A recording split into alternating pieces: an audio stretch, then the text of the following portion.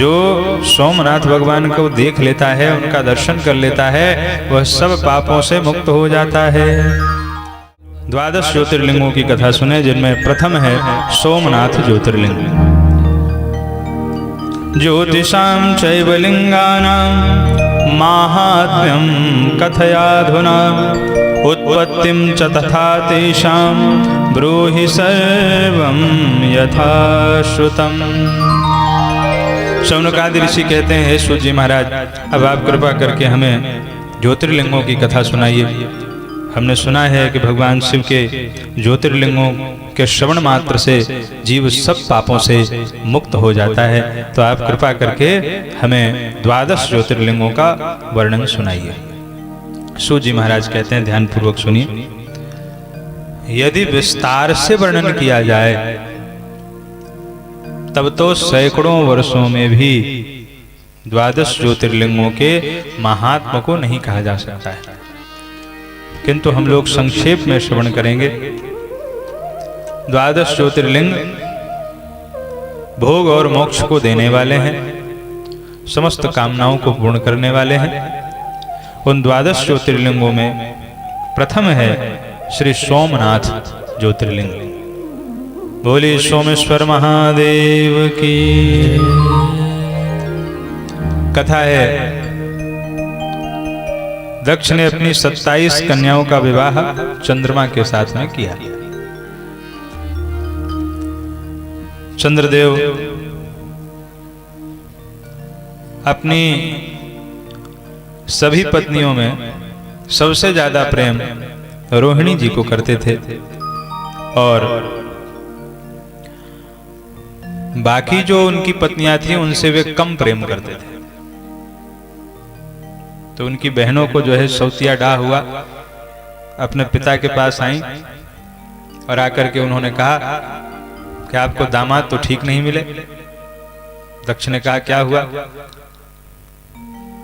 बेटियों ने कहा, आपने हम 27 कन्याओं का विवाह चंद्रमा के साथ में किया है, पर वे सिर्फ रोहिणी बहन से ही प्रेम करते हैं, हम सबके प्रति उनके मन में भेद बुद्धि है।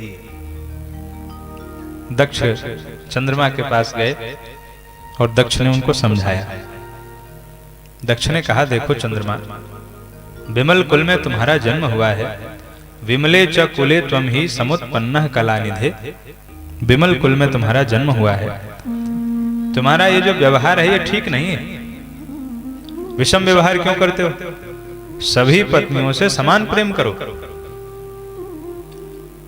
मैंने अपनी 27 कन्याओं का विवाह तुम्हारे साथ किया है, तो 27 के साथ में सम व्यवहार करो। एक से ज्यादा प्रेम करते हो, बाकी किसी से प्रेम ही नहीं करते, ये कोई अच्छा व्यवहार है? चंद्रमा ने कहा, पिताजी गलती हो गई, इस बार मैं सबसे बराबर ही प्रेम करूंगा, गलती हो गई हमसे। कहा, कोई बात नहीं। तो बाकी अपनी पुत्रियों को उन्होंने भेज दिया, लेकिन चंद्रमा के व्यवहार में कोई परिवर्तन नहीं हुआ।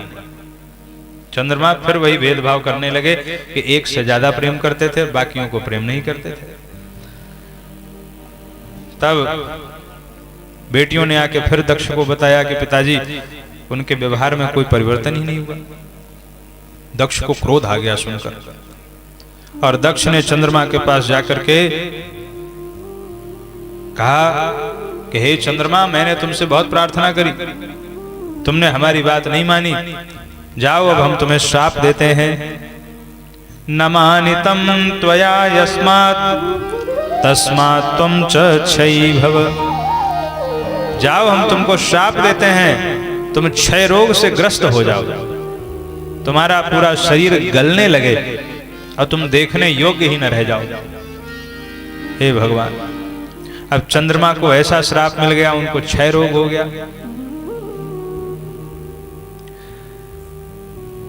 देवता ब्रह्मा जी के पास गए। देवताओं ने कहा ब्रह्मा जी से, महाराज गजब हो गया,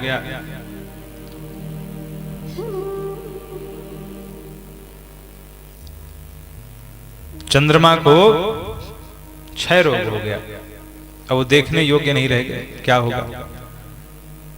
ब्रह्मा जी ने कहा, जैसा कर्म किया था वैसे ही फल पाया। दुष्ट तो है ही चंद्रमा। यही कहा उन्होंने, मैं अपने मन से नहीं कह रहा। सर्वम दुष्टेन चंद्रेण, कहा दुष्ट तो है ही। पहले इसने जो है अपनी गुरु पत्नी के ऊपर ही कुदृष्टि डाली थी पूर्व काल में। तारा के ऊपर इसने कुदृष्टि डाली, गुरु पत्नी के ऊपर। तब किसी प्रकार मैंने बृहस्पति जी को समझाया, तब उन्होंने तारा को स्वीकार किया। तो ये दुष्ट तो है ही, इसके किए का फल मिल गया। देवताओं ने कहा भगवान वो तो ठीक है, जो है वो है, लेकिन अब कुछ उनके ऊपर उद्धार कीजिए, नहीं तो उनको क्षय रोग हो जाएगा, संसार कैसे चलेगा? तो संसार ही नहीं चल पाएगा। ब्रह्मा जी ने कहा मैं कुछ नहीं कर सकता। अरे बोले कुछ तो करना पड़ेगा। ब्रह्मा जी ने कहा जाओ शंकर भगवान की उपासना करो, प्रभास क्षेत्र में जाओ और वहां उस चंद्रमा से कहो कि वो भगवान शंभु की आराधना करे। तब चंद्रमा प्रभास क्षेत्र में आए और उन्होंने 6 मास तक विधि विधान से भगवान शंभु की आराधना की। मृत्युंजय विधान से उन्होंने भगवान शिव का पूजन किया। साक्षात महादेव प्रसन्न हो गए। भगवान शंकर ने कहा हे चंद्रदेव, मैं तुम्हारे ऊपर प्रसन्न हूं, वरदान मांगो। वरम वृणीष्व भद्रम ते, वरदान मांगो। चंद्रमा ने कहा यदि प्रसन्नो देवेश किम साध्यम भवेन् मम तथापि मे शरीरस्य क्षयं वारय शंकर।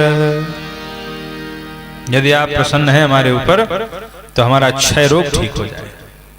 हमको क्षय रोग हो गया है, वह ठीक हो जाए। तो भगवान ने कहा ठीक है, हम आशीर्वाद देते हैं, आज से एक पक्ष में तुम्हारी कलाएं घटेंगी और दूसरे पक्ष में कलाएं तुम्हारी बढ़ेंगी। इस प्रकार भगवान शंकर ने उनको आशीर्वाद दिया। भोले बाबा ने उनको आशीर्वाद दिया, एक पक्ष में आपकी कलाएं घटेंगी और एक पक्ष में आपकी कलाएं बढ़ेंगी, ऐसा वरदान दिया। और उसी समय सब देवता वहां पर प्रकट हुए।